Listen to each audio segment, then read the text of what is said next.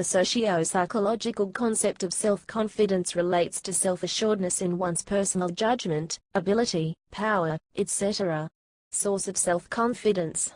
Professor Raj Persaud posits that true self-confidence comes from an attitude where you promise yourself, no matter how difficult the problem life throws at you, that you will try as hard as you can to help yourself.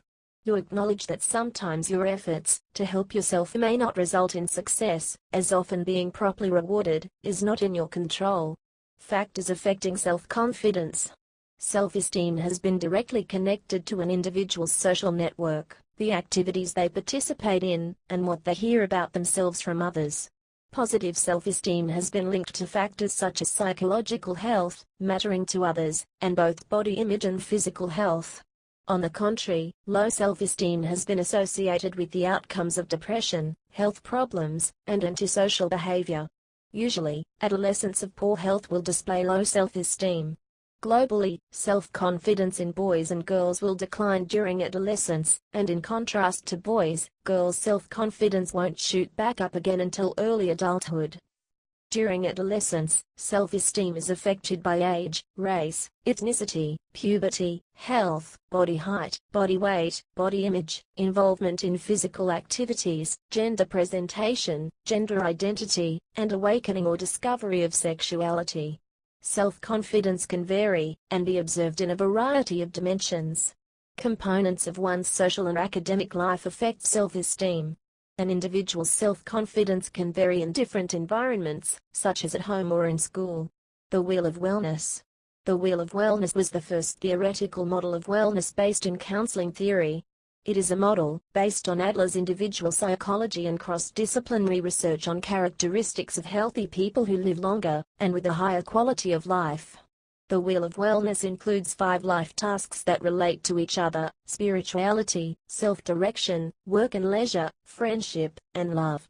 There are 12 subtasks of self-direction areas: sense of worth, sense of control, realistic beliefs, emotional awareness and coping, problem-solving and creativity, sense of humor, nutrition, exercise, self-care, stress management, gender identity, and cultural identity.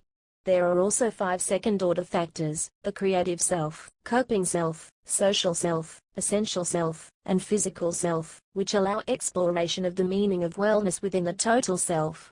In order to achieve a high self-esteem, it is essential to focus on identifying strengths, positive assets, and resources related to each component of the wellness model, and using these strengths to cope with life's challenges. Implicit versus explicit self-confidence. Implicit can be defined as something that is implied, or understood though not directly expressed. Explicit is defined as something that is fully and clearly expressed, leaving nothing implied. Implicitly measured self-esteem has been found to be weakly correlated with explicitly measured self-esteem. This leads some critics to assume that explicit and implicit self-confidence are 2 completely different types of self-esteem. Therefore, this has drawn the conclusion that one will either have a distinct, unconscious self-esteem or they will consciously misrepresent how they feel about themselves.